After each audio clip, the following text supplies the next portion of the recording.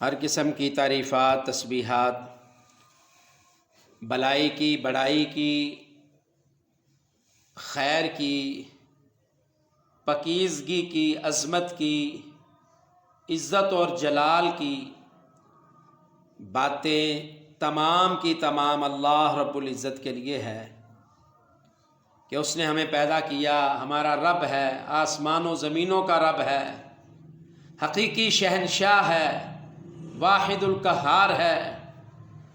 درود و سلام سید الانبیاء، امام الانبیاء، سرور کونین، احمد مجتبیٰ، سید الاولین والآخرین، خاتم النبیین، جناب محمد الرسول اللہ صلی اللہ علیہ وسلم کی ذات گرامی پر ہے۔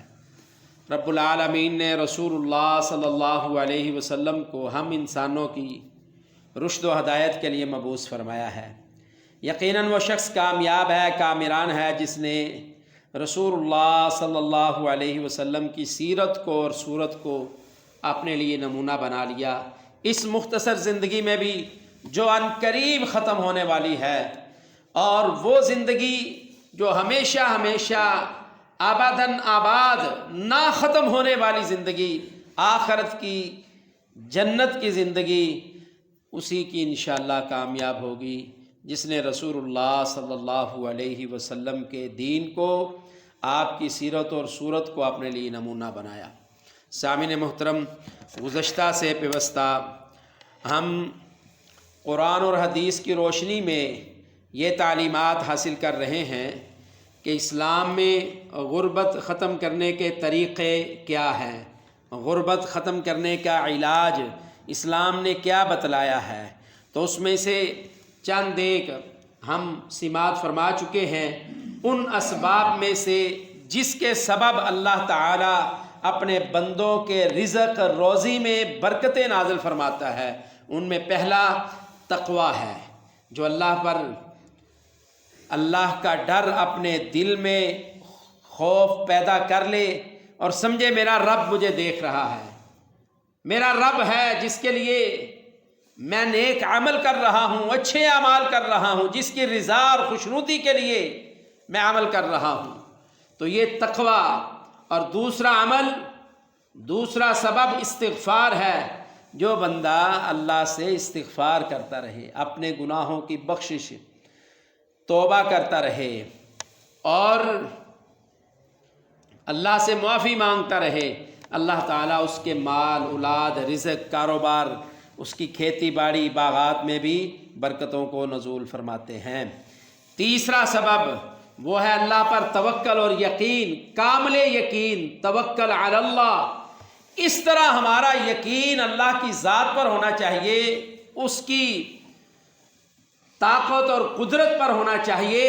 جس طرح پرندے خالی پیٹ اپنے گھونسلوں سے جاتے ہیں، انہوں نے کہیں مزدوری نہیں کی ہوئی ہوتی اور کہیں وعدہ نہیں کیا ہوا ہوتا، لیکن شام کو واپس آتے ہیں، سارا دن بھی کھاتے پیتے ہیں، شام کو واپس آتے ہیں تو ان کی پوٹیں اللہ کے فضل سے بری ہوئی ہوتی ہیں، ان کی بھوک اللہ نے ختم کی ہوئی ہوتی ہے۔ اگر ایسا توکل علی اللہ کریں گے تو اللہ ہمارے مال، جان، رزق میں برکتوں کو نازل فرمائیں گے۔ چوتھا سبب وہ ہے عبادت، اللہ کے لیے اللہ کی عبادت کے لیے وقت کو خاص کرنا، اس کے لیے وقت نکالنا۔ تو عبادت کے بدلے میں اللہ تعالی اپنے بندوں کے مال اور جان میں، رزق میں فراوانی اور اس میں برکتوں کو نزول فرماتے ہیں۔ اور جو اللہ کے لیے، اللہ کی عبادت کے لیے، اللہ کو یاد کرنے کے لیے وقت نہیں نکالتا، اللہ تعالیٰ اس کے معاملات کو بکھیر دیتے ہیں، اس کے ہمیشہ دونوں ہاتھ مشغول ہی رہتے ہیں۔ نہ آج اس کی پوری ہوگی، نہ کل اس کی پوری ہوگی، نہ پرسوں اس کا مزاج اور اس کا دل اور اس کی نیت اور اس کی آنکھیں پوری ہوں گی، بلکہ ہمیشہ اللہ تعالیٰ اس کو اور کمانے پر لگا دیں گے، اور فکر اور فاقہ اور مال کی کمی یہ بھی وسوسہ اس کے اندر رہے گا اور ہمیشہ وہ فکر مند رہے گا۔ تو اس لیے اللہ پر توکل کرنا، اللہ کے لیے عبادت کرنا اور عبادت کے لیے وقت کو خاص کرنا، اس کی وجہ سے بھی اللہ تعالیٰ اپنے بندوں کے رزق میں برکتوں کو نازل فرماتے ہیں۔ پانچواں سبب دعا، اللہ تعالیٰ سے دعا کرنا، التجا کرنا، گڑ گڑانا، اللہ کے سامنے اپنی روداد رکھنا اور یہ سمجھنا کہ میرا رب ہے جو میری دعاؤں کو سنتا ہے۔ کسی اللہ کے نیک بندے سے دعا کروانا اور ساتھ محنت مزدوری کے لیے محنت کوشش کرنا، کاوش کرنا، لیس للانسان الا ما سعی، پھر جتنی یہ کوشش کرے گا اللہ تعالیٰ اس کے مطابق اسے عطا فرمائیں گے، اور جتنا یہ مخلص ہوگا اللہ تعالیٰ اس میں برکت کو نازل فرمائیں گے۔ یہ 5 اسباب اور ان کی ہم دلائل قرآن و سنت کی روشنی میں گزشتہ 3 خطبات جمعۃ المبارک میں سماعت فرما چکے ہیں۔ آج کے اس مختصر وقت میں ان اسباب میں سے 6واں سبب یہ ہے تقسیم الہی پر راضی ہونا، خوش ہو جانا، رضامند ہو جانا۔ کوئی بندہ بڑی محنت مزدوری کرتا ہے، اس کے باوجود اس کے حالات نہیں بدل رہے جس طرح وہ چاہتا ہے، یا جس طرح دوسرے لوگوں کو دیکھتا ہے کہ آج محنت کر کے وہ کتنے کامیاب ہوئے ہیں، کتنا مال اور دولت ان کے پاس ہے، گھر ہیں، مکان ہیں، گاڑیاں ہیں، کاروبار ہیں، کارخانے اور فیکٹریاں ہیں۔ کسی کو دیکھتا ہے تو یہ باتیں اس کے دل میں آ جاتی ہیں۔ تو اللہ رب العزت نے جو اسے دیا ہوا ہے، اگر اس پر وہ اللہ کی رضا اور خوشنودی کو قبول نہیں کرتا، نہ شکری شروع کر دیتا ہے، جو اس کے پاس ہے اس کی ناقدری شروع کر دیتا ہے، تو ایسے بندے کے رزق میں بھی اللہ تعالیٰ برکت کو ختم فرما دیتے ہیں۔ آئیے رسول اللہ صلی اللہ علیہ وسلم کی حدیث مسند احمد کی، اور سند کے لحاظ سے یہ صحیح ہے، سیدنا رسول اللہ صلی اللہ علیہ وسلم کی حدیث مسند احمد میں ہے، فرمایا رسول اللہ صلی اللہ علیہ وسلم نے، ان اللہ یبتلی عبدہ بما اعطاہ، اللہ تعالی اپنے بندے کو جو رزق مال عطا کرتا ہے، اس رزق اور مال کے ذریعے اسے آزماتا ہے، اس کو آزماتا ہے۔ فرمایا فمن رضی بما قسم اللہ لہ، پھر جو راضی ہو جاتا ہے، مطمئن ہو جاتا ہے، جو اپنی رضا اور خوشی کا اظہار کرتا ہے کہ میرے رب نے جو مجھے دیا ہے میں اسی لائق تھا، مجھے اللہ نے بہت کچھ دیا ہے، اور یہاں وہ اپنے سے نیچے جو لوگ ہیں درجے میں مال و رزق اولاد کے لحاظ سے، ان کو دیکھ کر رب العالمین کا شکر ادا کرتا ہے۔ فمن رضی بما قسم اللہ لہ، جو اللہ نے اس کو رزق عطا کیا ہے، مال دیا ہے، عزت دی ہے، گھر دیا ہے، اولاد دی ہے، گاڑی دی ہے، کاروبار محنت مزدوری دی ہے، اس پر یہ راضی ہو جاتا ہے، اللہ کا شکر ادا کرتا ہے۔ تو رسول اللہ صلی اللہ علیہ وسلم نے فرمایا بارک اللہ لہ فیہ ووسعہ، اللہ تعالیٰ پھر جو بھی اس کے پاس ہوتا ہے اس میں اللہ تعالیٰ پھر برکت نازل فرما دیتے ہیں، اسے برکت کر دیتے ہیں۔ ووسعہ، پھر اس کے مال اور جان اولاد کو اللہ تعالیٰ اور وسیع کر دیتا ہے، برکت کو نازل فرماتا ہے، اس برکت کے ذریعے اس کے مال کو وسعت دے دیتا ہے، اس کی جان میں، اس کی صحت میں، اس کی تندرستی میں وسعت آ جاتی ہے، اس کی اولاد اللہ تعالیٰ اس میں وسعت نازل فرما دیتے ہیں، اور اولاد کی صحت مندی میں وسعت نازل فرما دیتے ہیں، اس لیے کہ اس نے نہ شکری کرنے کی بجائے اللہ کا شکر ادا کیا ہے، اور جو بھی اللہ نے اسے دیا ہے اس پر یہ راضی ہو گیا ہے۔ یہ نہیں کرتا کہ دوسرے کو دیکھا اور جو اس کو اللہ نے نعمتیں دی ہیں ان کی فوراً وہ ناشکری کر دیتا ہے۔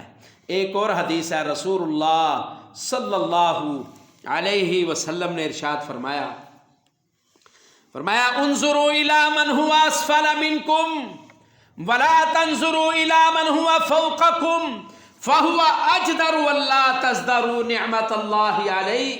کہا میرے صحابہ، اے میری امت کے لوگو، یاد رکھو، سن لو، میں محمد کریم علیہ الصلوۃ والسلام تمہاری تربیت کرتا ہوں، تمہیں تعلیم دیتا ہوں اور اللہ کی رضا اور خوشنودی کو حاصل کرنے کا طریقہ بتلاتا ہوں. انظروا الی من هو اسفل منکم، جو درجے میں، مال میں، اولاد میں، عزت میں، کاروبار میں، محنت مزدوری میں، فراوانی میں، وسعت میں، جو تمہارے سے نیچے ہے، کم تر ہے، تم سے نیچے ہے، کم ہے، اس کی طرف دیکھو. وَلَا تَنظُرُوا إِلَىٰ مَنْ هُوَ فَوْقَكُمْ. تم پیدل چل رہے ہو، تمہارے پاس سواری نہیں ہے، تمہارے پاس گھر نہیں ہے، تمہیں ایک وقت کا کھانے کو ملتا ہے، دوسرا نہیں ملتا، تمہارے پاس اولاد نہیں ہے یا کم ہے، تمہارے پاس اولاد کم ہے، فرمایا تو تم سے نیچے ہے درجے میں، اس کی طرف دیکھو. جو تم سے اوپر ہے، جو گاڑی والے ہے اسے نہ دیکھو، جو گھر مکان والے ہے اسے نہ دیکھو، جو تم سے زیادہ عزت والے ہے اس کے ساتھ اپنا مقابلہ نہ کرو، جو زیادہ مال والا ہے اس سے مقابلہ نہ کرو. کیوں؟ فرمایا فَهُوَ أَجْدَرُ وَلَّا تَزْدَرُوا نِعْمَةَ اللَّهِ عَلَيْهِ. جب تم نیچے والے درجے کو دیکھو گے تو جو اللہ نے تم پر رحمتیں، برکتیں، وسعتیں اور اپنے رضا کا جو تمہیں سرٹیفکیٹ دیا ہے، سمجھو پھر تم اس کا حق ادا کر رہے ہو، اس پر راضی ہو رہے ہو، خوش ہو رہے ہو. اگر اپنے سے نیچے والے درجے کو، انسان کو دیکھو گے، اگر اوپر والے کو دیکھو گے تو پھر تم اللہ کی نہ شکری کرو گے. فَهُوَ أَجْدَرُ وَلَّا تَزْدَرُوا نِعْمَةَ اللَّهِ عَلَيْهِ. نیچے والے کی طرف دیکھنا یہ اللہ کی نعمتوں کا بہترین سرہانہ ہے، بہترین اللہ کی نعمتوں کا شکر ہے کہ اے رب العالمین میں تیری رضا پر راضی ہوں. جو بھی تو نے تقسیم کیا اور جو میرے مقدر اور نصیب میں آیا، میں تیری رضا پر راضی ہوں. فرمایا فمن راضی بما قسم اللہ بارک اللہ لہ فیہ ووسعہ. پھر جو اللہ نے تقسیم کی اس پر وہ راضی ہو گیا، راضی ہونے کے سبب اللہ اس میں وسعت کو نازل فرمائیں گے اور برکت کو نازل فرمائیں گے. اور ساتھ ہی رسول اللہ صلی اللہ علیہ وسلم نے فرمایا وَمَن لَّمْ يَرْضَ لَمْ يُبَارِكْ لَهُ. اور پھر جو اللہ کی تقسیم پر راضی نہیں ہوگا، اللہ کی تقسیم پر راضی نہیں ہوگا. کیوں بھائی؟ مال کون دیتا ہے؟ اللہ. عزت کون دیتا ہے؟ اللہ. رزق کون دیتا ہے؟ اللہ. اولاد کون دیتا ہے؟ اللہ. یہ دنیا میں جتنی بھی چیزیں ہیں، گھر، مکان، گاڑی، کاروبار، وسائل، یہ ساری چیزیں اللہ نے ہمیں دی ہیں. اگر ہم اللہ کی اس رضا پر راضی ہو جاتے ہیں تو ہمارے مال میں برکت اور وسعت نازل ہوگی. اللہ ہماری غریبی کو ختم فرما دیں گے اور ہماری فاقہ کشی کو ختم فرما دیں گے. اور جو اللہ کی رضا پر راضی نہیں ہوگا، اللہ تعالیٰ پھر اسے اور فکروں میں دو چار کر دیتے ہیں. اس کے لیے آسمان سے برکتوں کا نازل ہونا بند کر دیا جاتا ہے. پھر اور ہی کی اسے فکر ہوگی اور مل جائے. اور قرآن کریم میں سورت تکاثر 30ویں پارے میں اللہ نے فرمایا الہاکم التکاثر حتی زرتم المقابر. یہ الہاکم التکاثر، مال کی کثرت کی خواہش اور کوشش نے لوگوں کو ہلاک کر دیا ہے، لوگوں کو ہلاک کر دیا ہے. حتی زرتم المقابر، حتیٰ کہ مال کی کثرت، گاڑیوں کی کثرت اور یہ دنیا کے اسباب کی کثرت کو حاصل کرتے کرتے یہ انسان ایک دن مر جاتا ہے اور اسے قبر میں دفن کر دیا جاتا ہے. حتیٰ زرتم المقابر، حتیٰ کہ اسے قبر میں داخل کر دیا جاتا ہے. قبر کا لقمہ بن جاتا ہے، اور جس مال کے لیے یہ بھاگا پھرتا ہے اور اللہ کی عبادات سے منہ پھیرے ہوئے ہے، اللہ کی رضا سے منہ پھیرے ہوئے ہے، یہ خود کو پتہ نہیں کیا سمجھنا شروع کر دیتا ہے، اب اس کی وہ تیزیاں، تراریاں، چلاکیاں، ہوشیاریاں، موت آ جاتی ہے، اس کے ساتھ ہی دفن کر دی جاتی ہے۔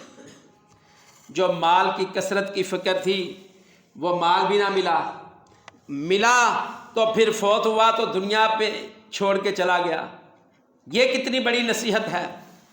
فرمایا جو اللہ کی رضا پر راضی ہو جائے، اللہ تعالیٰ اس کے مال میں برکت کو نازل فرماتے ہیں اور اسے وسیع کر دیتے ہیں، بڑھا دیتے ہیں۔ تو ان اسباب میں سے یہ ایک چھٹا سبب ہے۔ آئیے غربت کو ختم کرنے کا ایک اور سبب رسول اللہ صلی اللہ علیہ وسلم کے صحابی سیدنا عبداللہ بن مسعود رضی اللہ تعالی عنہ کی زندگی سے ہمیں ملتا ہے۔ اللہ اکبر، وہ کیا ہے؟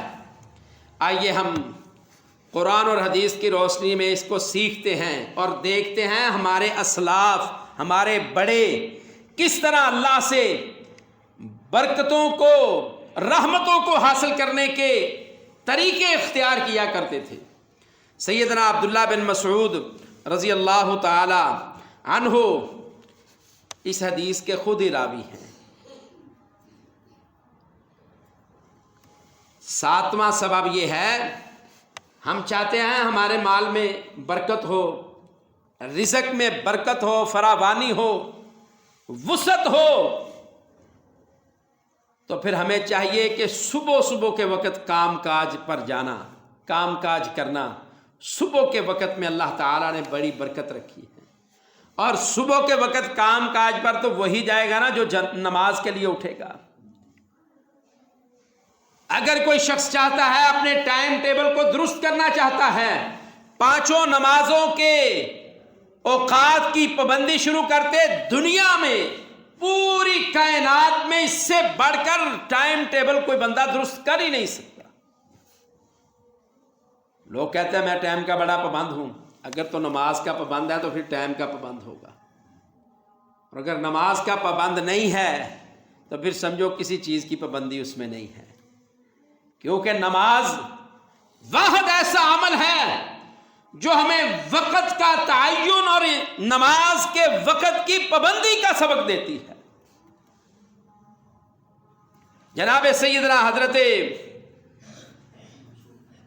صخر الغامدی رضی اللہ تعالیٰ عنہ بیان فرماتے ہیں، کہتے ہیں کہ رسول اللہ صلی اللہ علیہ وسلم نے ارشاد فرمایا، اللہم بارک لی امتی فی بکورہا۔ یہ صحابی سیدنا صخر الغامدی رضی اللہ تعالیٰ عنہ کہتے ہیں کہ نبی مکرم صلی اللہ علیہ وسلم نے اللہ تعالیٰ سے دعا کی، فرمایا اللہم بارک لی امتی فی بکورہا، اے اللہ میری امت کے، اے اللہ میری امت کے صبح کے وقت میں برکت کو نازل فرما، میری امت کے صبح کے وقت میں اے اللہ برکت کو نازل فرما، صبح کے اوقات میں برکت ڈال دے۔ صخر الغامدی رضی اللہ تعالیٰ عنہ اس حدیث کے راوی ہیں، اور یہ حدیث سنن ابن ماجہ کی 2236 نمبر ہے۔ اب سیدنا عبداللہ بن مسعود رضی اللہ تعالی عنہ جو ہمارے اسلاف ہیں، اگر کوئی طریقہ دیکھنا چاہتا ہے تو رسول اللہ صلی اللہ علیہ وسلم سے طریقہ، آپ کے طریقے سے بڑھ کر کسی کے طریقہ نہیں ہے۔ اور اگر کوئی ان کے تربیت یافتہ لوگوں کو دیکھنا چاہتا ہے، پھر رسول اللہ صلی اللہ علیہ وسلم کے صحابہ کو دیکھ لے۔ یہاں نبی کریم صلی اللہ علیہ وسلم نے فرمایا اللہم بارک لی امتی فی بکورہا، اے اللہ میری امت کے صبح کے وقت میں برکت نازل فرما، برکت ڈال دے۔ آئیے اب صحابہ کی زندگی میں دیکھتے ہیں۔ سیدنا عبداللہ بن مسعود رضی اللہ تعالی عنہ کے بارے میں سیدنا حضرت وائل رضی اللہ تعالیٰ عنہ کہتے ہیں کہ ایک دن صبح کی نماز کے بعد ہم سیدنا عبداللہ بن مسعود رضی اللہ تعالیٰ عنہ کے گھر گئے. ہم نے جا کر دروازہ کھٹکھٹایا. اندر سے سیدنا عبداللہ بن مسعود رضی اللہ تعالی عنہ نے آواز دی کہ آ جاؤ اندر داخل ہو جاؤ. صبح کے وقت نماز فجر کے بعد. اب سیدنا حضرت وائل رضی اللہ تعالیٰ عنہ کہتے ہیں کہ میرے ساتھ اور بھی ساتھی تھے, ہم کچھ دیر باہر ٹھہرے رہے. ان کی آواز آنے کے باوجود, سننے کے باوجود کہ اندر داخل ہو جاؤ, آ جاؤ, اندر آ جاؤ, ہم باہر کھڑے رہے. کچھ دیر کے بعد سیدنا عبداللہ بن مسعود رضی اللہ تعالی عنہ نے اپنی لونڈی کو بھیجا, خادمہ کو بھیجا, اور وہ جا کر ان کو بلا کر لاتی ہے کہ سیدنا میرے سردار عبداللہ بن مسعود آپ کو بلا رہے ہیں, آ جائیں اندر. اللہ اکبر. حضرت وائل رضی اللہ تعالیٰ عنہ اور ان کے ساتھی یہ گھر میں داخل ہو گئے اور دیکھا کہ عبداللہ بن مسعود رضی اللہ تعالیٰ عنہ جس جگہ پہ بیٹھے ہیں وہاں آپ کی خادمہ ان کو لے گئی. آپ ذکر و اذکار میں مشغول تھے. سیدنا عبداللہ بن مسعود رضی اللہ تعالیٰ عنہ کہتے ہیں اے وائل, میں نے تمہیں کہا تھا اندر آ جاؤ, پھر کس بات نے تمہیں روکا رکھا کہ تم دروازے سے باہر ہی کھڑے رہے ہو, گھر میں داخل نہیں ہوئے؟ جب میں نے تمہیں اجازت دے دی تو میں یہاں تمہارا انتظار کر رہا ہوں, پھر داخل کیوں نہیں ہوئے؟ اللہ اکبر. یہ وہ صحابہ ہیں جن کی تربیت جناب رسول اللہ صلی اللہ علیہ وسلم نے کی ہے. سیدنا وائل رضی اللہ تعالیٰ عنہ کہتے ہیں کہ ہم نے کہا عبداللہ بن مسعود, ہم نے سوچا کہ ہمیں اجازت تو مل گئی ہے اندر داخل ہونے کی, اور یہ وقت نماز فجر کے بعد کا وقت ہے, کہیں ایسا نہ ہو گھر کے افراد سو رہے ہوں اور ہم ان کے درمیان سے گزر کر جائیں. ہم اس لیے باہر ٹھہرے رہے کہ اگر کوئی سویا ہوا ہے, سوئے آدمی کو کیا پتا کس طرح سویا ہوا ہے, اس پر کپڑا ہے یا نہیں ہے, اس کا سطر ہے یا نہیں ہے. کہتے ہیں ہم اس لیے باہر ٹھہرے رہے کہ کہیں کوئی گھر میں سویا ہوا نہ ہو. دیکھیں, پہلے سلام لی, اجازت مانگی, عبداللہ بن مسعود رضی اللہ تعالی عنہ نے اجازت دے دی ہے, اس کے باوجود باہر کھڑے ہیں, اور پھر خادمہ لونڈی بلا کر لائی ہے. دیکھا ہے عبداللہ بن مسعود رضی اللہ تعالیٰ عنہ تسبیح کر رہے ہیں بیٹھ کر. کہا آئے کیوں نہیں؟ کہا اس لیے نہیں آئے, ہم نے سوچا شاید کوئی سویا ہوا نہ ہو گھر میں. اللہ اکبر. تو سیدنا عبداللہ بن مسعود رضی اللہ تعالی عنہ کہنے لگے کہ تمہارا کیا خیال ہے, تمہارا کیا خیال ہے کہ ابن ام عبد کے گھر والے غافل لوگ ہیں؟ ابن ام عبد اپنی بیوی کی طرف اشارہ کر کے یا اپنی والدہ کی طرف اشارہ کر کے کہنے لگے کہ کیا تم نے یہ گمان کر لیا ہے کہ ان کی اولاد یہ غافل اولاد ہے جو اس وقت سوئی ہوئی ہوگی؟ مطلب یہ تھا, اشارہ یہ تھا کہ رسول اللہ صلی اللہ علیہ وسلم نے اس امت کی صبح کے وقت میں برکت کی اللہ سے دعا کی ہے. برکت کے اوقات میں عبداللہ بن مسعود یا ان کی اولاد یا ان کے گھر والے وہ اتنے غافل نہیں ہیں, وہ اتنے غافل نہیں ہیں کہ وہ سو جائیں اور جو اللہ کی طرف سے برکت نازل ہوتی ہے اسے حاصل نہ کریں. لیکن اس کا ہرگز یہ مطلب نہیں ہے کہ فجر کے بعد سونا منع ہے یا حرام ہے. اگر کسی نے نماز فجر ادا کر لی ہے, سونا چاہتا ہے سو سکتا ہے, اس میں کوئی قباحت کی بات نہیں ہے. لیکن اللہ کے رسول صلی اللہ علیہ وسلم نے فرمایا اللہم بارک لامتی فی بکورہا, اے اللہ میری امت کے صبح کے وقت میں برکت کو نازل فرما دے, اے اللہ میری امت کے صبح کے وقت میں برکت ڈال دے. یہ رسول اللہ صلی اللہ علیہ وسلم کی دعا ہے، ہمارے اسلاف کا یہی طریقہ تھا۔ اللہ اکبر۔ غالباً شاید ہی کوئی ایک یا دو ایسا ہمارا استاد ہو، ہمارے علماء کرام میں اساتذہ میں کوئی بندہ ہو جو نماز فجر کے بعد سوتا ہو، وگرنہ میں نے یہی دیکھا ہے، 30 سال سے دیکھتا آ رہا ہوں، ہمارے اساتذہ فجر کے بعد سویا نہیں کرتے تھے، بلکہ صبح کے اذکار کیا کرتے تھے اور ورزش کیا کرتے تھے، کام کاج میں لگ جاتے تھے، اور سونے کے لیے ظہر کے بعد کیلولے کو ترجیح دیا کرتے تھے۔ رات عشاء کے بعد فوراً سو جانا، اگر کوئی کام کاج ہے بر وقت سو جانا عشاء کے بعد، اور قیلولے کا انتظام کرنا، یہ بھی رسول اللہ صلی اللہ علیہ وسلم کی سنت ہے۔ تو اسلام میں غربت ختم کرنے کا 7واں سبب صبح کے وقت کام کاج پر جانا، اور صبح کے وقت کام کاج پر تو وہی جائے گا نا جو نماز فجر کے لیے اٹھو گیا۔